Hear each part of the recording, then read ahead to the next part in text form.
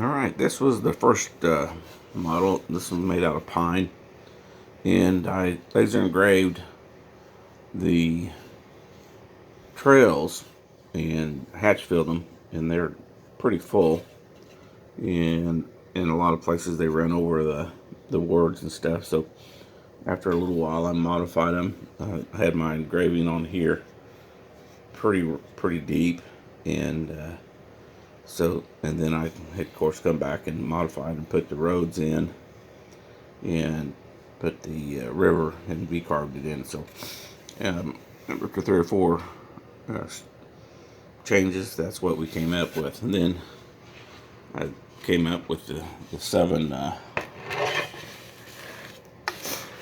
signs, or the cedar plaques, and of course it had come in and routed it, or routed the river in there. So that's engraved in there, and then etched it. I lightened up the etching on the watershed areas, and then moved some of the words around so that they weren't covered up by all the heavy burning. And then I changed the burning of the trails from being hatch fill to just an outline of the trails so that we went on them, and that worked out good. And then I put the highway markers on there, the little local highways. So that was on there. Then I added that Compton road up there, that 4-wheel drive road in there, and yeah, that was quite the trip there. Anyway, a lot of history in here, a lot of fun. The 25-miler that started out over here at Ponca and went up through Still Creek, Kyle's Landing, over here by Camp Orr, then up here by Irby, and then through the Irby campground, and then over by all the way over here to Pruitt. And so there was quite a bit of a trip in that. And then the Texas Upper Buffalo River, Arkansas, 25 miles from left to right, 30 years of yearly backpacks. Sometimes 26 people went with us. Yeah, we did have some big groups sometimes, and it was a lot of fun. A couple times we did the 25 milers, like the day before New Year's. The water was cold. 23, 24 river crossings between here and here. So as you can see, the trail crossed the river many times down through here, and so you can just about count them. And I kind of enjoyed it because it gave you a chance to sit down and cool off and enjoy take a break for just a couple minutes while you took your boots off and put them back on. So, and then the very back end at Pruitt, I still remember us sitting in the foyer, the little part of a bathroom facility there, and sitting in there and with a little gas stove going, and covering the top of us with a heat blanket to keep the heat in, because it was about 30 degrees and blowing cold rain, and we were waiting for the shuttle vehicles to come back. And it was kind of funny, and the people kept driving by the highway right in here on the 7 highway, and they see what's in there. They think the bathroom was open, and they'd stop in there to go to the bathroom, and we'd tell them, no, the bathrooms are locked. But anyway, it was kind of fun, and a lot of fun, a lot of good memories. Thunder and Canyon Falls, Cavers camps, cool foundation formations, Hideout Hollow, of course Compton Trailhead, just Sneed's Creek, down there at the bottom, and the bench trail up there around the cabin, and then our bushwhacks that would come around to the top of Compton Hollow, and Center Point Trailhead going down to the Big Bluff. A lot of boys faced their fears right in there on the height of their fears. And of course the Still Creek Buffalo River Trail that took you way up high over here. Really, that's kind of a gruesome deal. It's like 600 foot up, 600 down, 600 up, 600 down. And they call this a very rough trail for backpackers if you're hauling And I've only done that once or twice in all the years. Eye of the Needle, very cool formation, and we've come in from the top, coming in from by the horse camp, the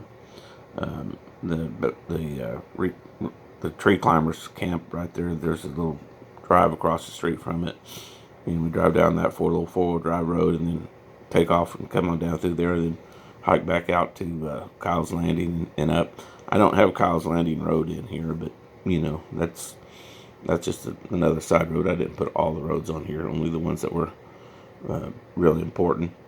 The Hemmed In Hollow Falls and the the cut off, the shortcut, and all the stuff that we would do. I mean, this little shortcut that we would come in and camp on top of the falls and hammocks and just really cool. I mean, the view, the clouds coming up, and you couldn't see anything in the valley, just the clouds in the morning. All you see was just this bank of clouds flat, and you were looking over the top of them, and you could have stepped off of them and fell 200 feet, and it's right there at the edge of the cliff. So it's all around the valley, and it's just an awesome sight. I still remember it.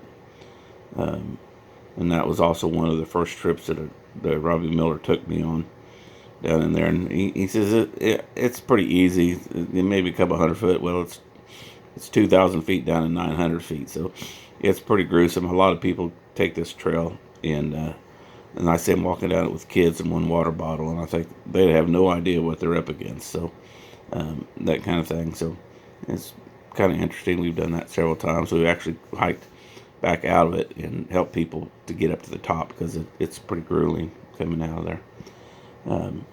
The jumping cliffs, many times we were jumping cliffs and enjoyed that.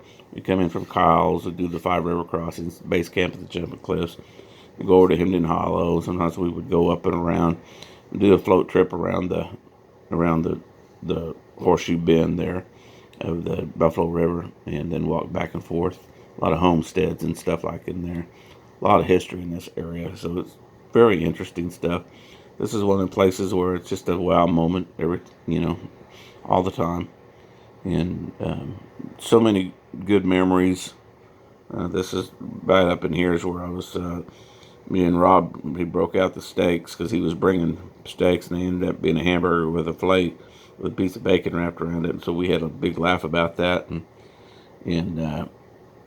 most of the time we bring our own, but this time he was bringing supper and I was doing the breakfast. And anyway, we had a good time, and went down over here to Jasper and into the Ozark Hotel, and sometimes we would enjoy that and have a good time with that. So lots of fun. The Irby Horse Camp down in here and Goat Buff Trail, pretty cool stuff. We hiked and camped. We've just camped all over and down in here, and this really cool stuff. The Thundering Canyon Falls down in this area right here, we would base camp about right in here and then hike in, and it was relatively easy. About a half a mile backpack in from the road down to the bottom and along the creek, along Cecil Cove Creek, or the creek that's down there, and then just an easy day hike over here to that. And sometimes we'd go up in here. Cool furniture where the cavers have built furniture like a lounge chair, TV remote, the whole works, and it's pretty cool. And you're camped along the little creek there, and there's a cave back in here that we would go into, and just some really interesting stuff. So we had a lot of fun with that and enjoyed that. So cool stuff, lots of cool stuff.